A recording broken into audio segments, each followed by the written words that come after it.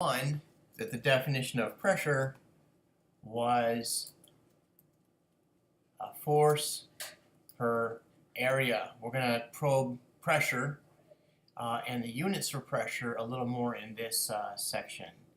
Before I do, let me ask a question. What could the units for this be?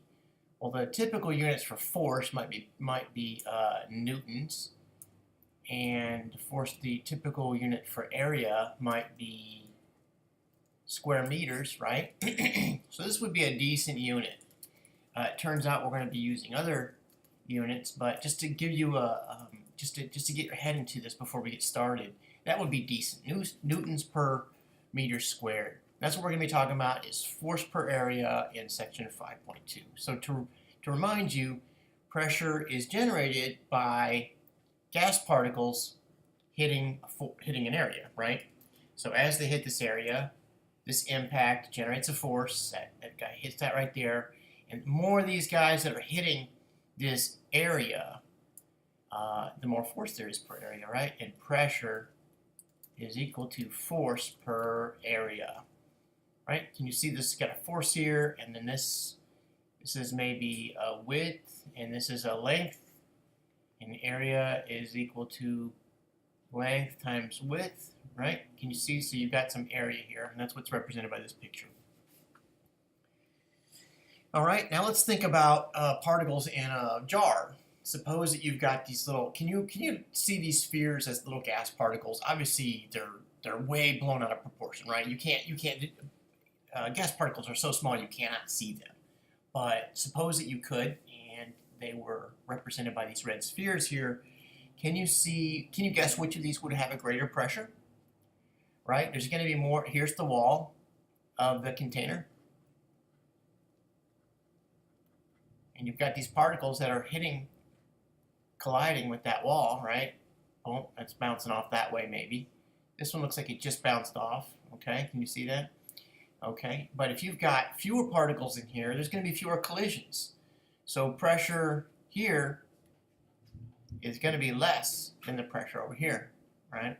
And it turns out density is the same thing. So you've got more mass in here, right? Density is equal to mass per volume, and you can see you've got more mass in here than you do over here. So the density is going to be greater in this right jar, the jar at the right. Another figure that Tro has in page 179 is this. This is really remarkable.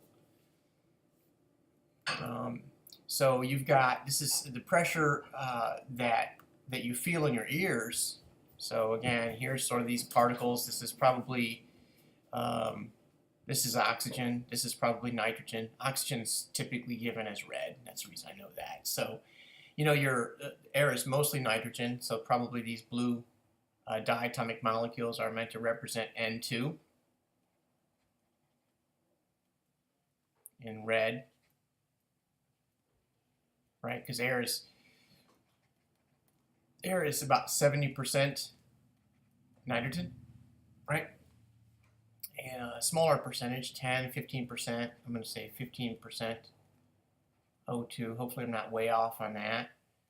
Right, so that's what this is. You've got your oxygen particles here and your nitrogen particles. And so in the inner ear, you have a gas in there, right? And you've got, this is the outside of the ear. This is where, you know, the room that you're in, or the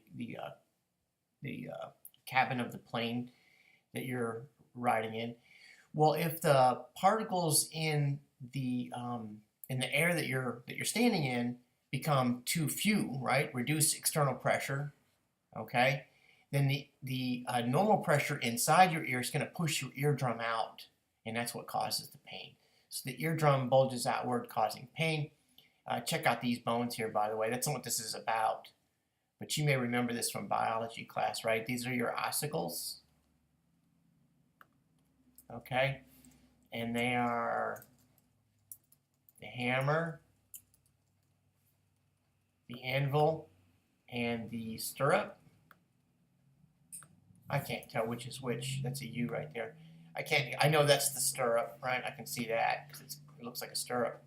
and I guess that's the hammer or the anvil. I don't know. I get these mixed up. The hammer, the anvil, and the stirrup. Oh, the Latin word for this, I think, is the malleus. I don't know if I'm spelling this right. Malleus, maybe 2 L's. The incus and the stapes. Does that sound familiar? Okay, so anyway, amazing, right? That's where your this is all connected to. I guess that's your oral nerve. I'm off track here, aren't I? Oral nerve is right there. Okay, anyway, that's not the point of this picture, but it's an amazing picture, and it's on page 179 in your text, and I think it's worth looking at. Let's move on. Let's talk about pressure, right? So not biology, pressure. One of the most common units that we're going to be using for pressure is millimeters of mercury. This is really a bizarre unit, I think. Millimeters of mercury, right? What in the world are you talking about? All right, let me tell you something that is amazing, and I'm not sure I would believe it if I were you. If my professor was telling me, I might not even believe it. So, suppose that you have some vessel of mercury, and let this be your mercury. Okay, so you've got this dish of mercury, and suppose that you've got this is just a tube, a capillary tube, that and you fill it with mercury. Okay, I'm talking about before you turn this thing upside down.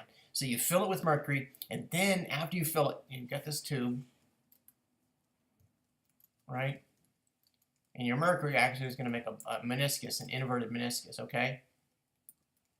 Suppose you fill it with mercury, actually all the way to the top. So you got it bubbling over, okay, with mercury.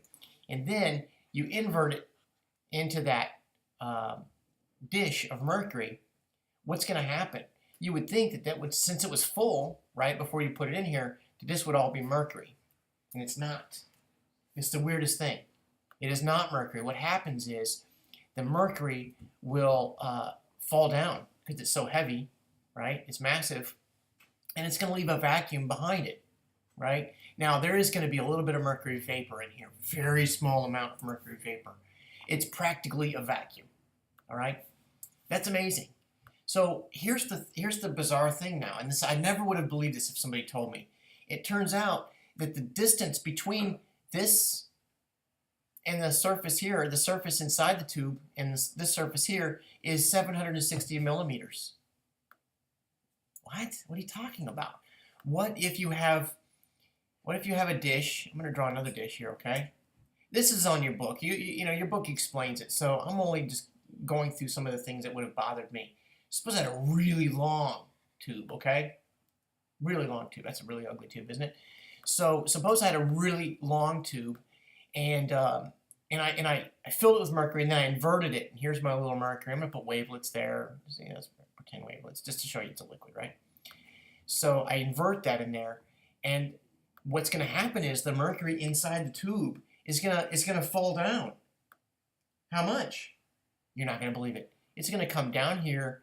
And so that distance between those two is 760 millimeters at sea level. That's terrible writing in it.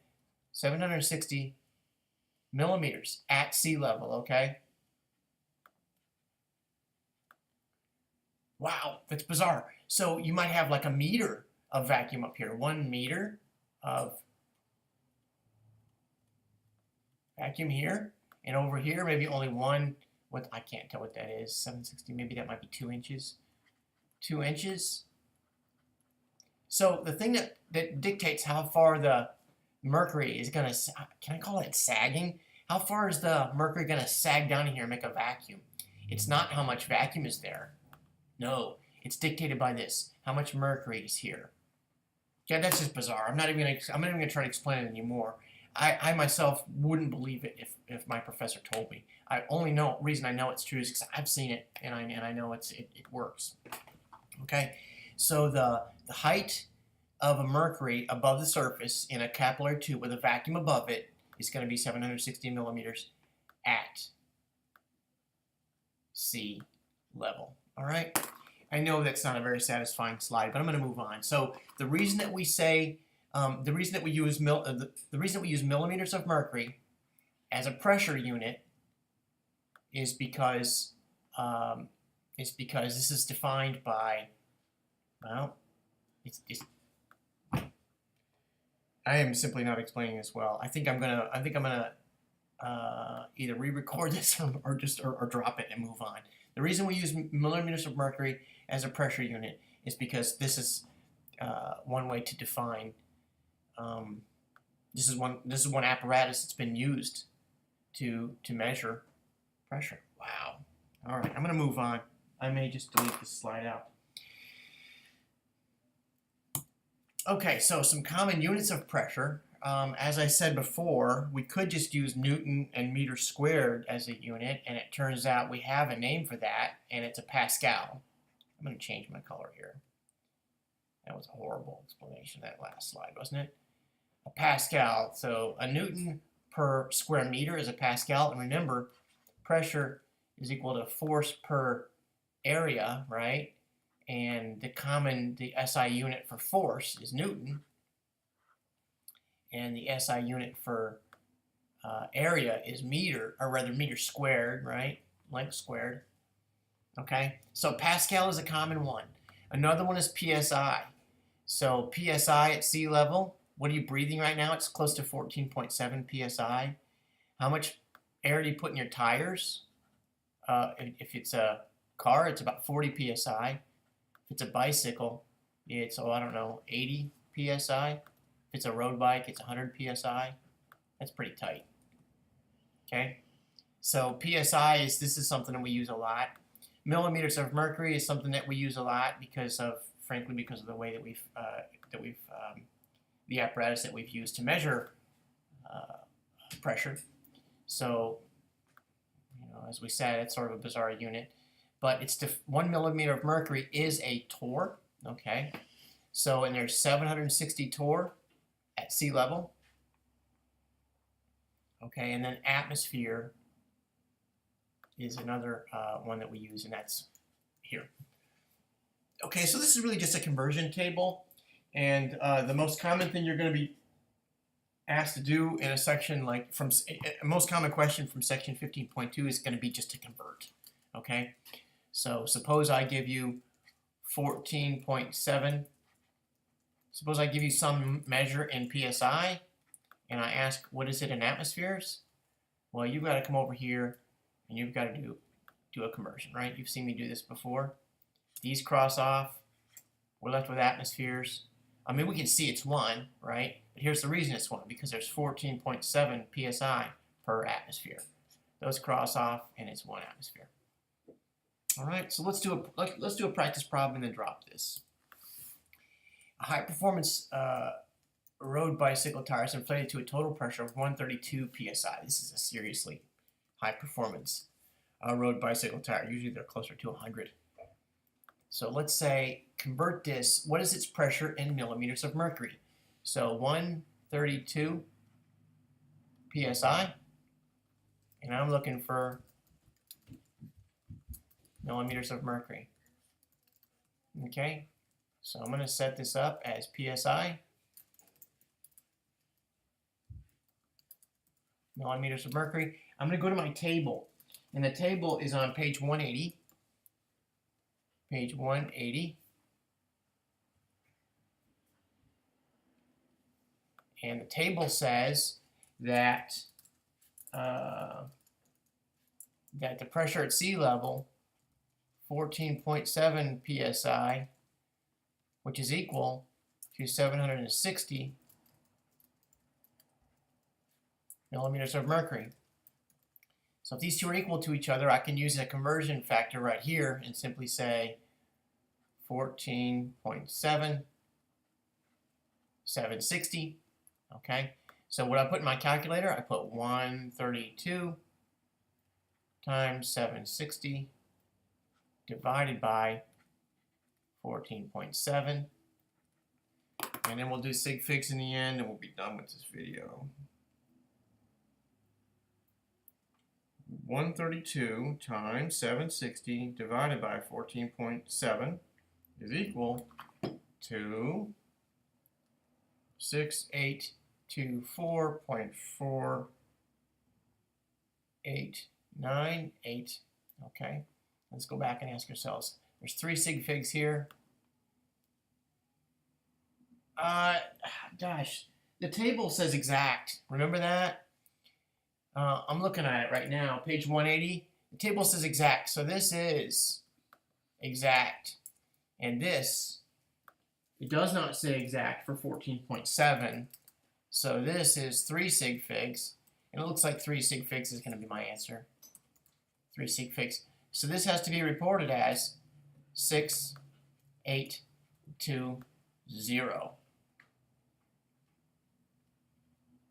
millimeters of mercury. And that is your answer. You might, I see that Tro writes this in scientific notation to make it look a little bit prettier. 682 times 10 to the 3 millimeters of mercury. All right, you choose. Either of those are, these are both equally good. I'm gonna circle the correct answer. All right. Okay, hope that's helpful.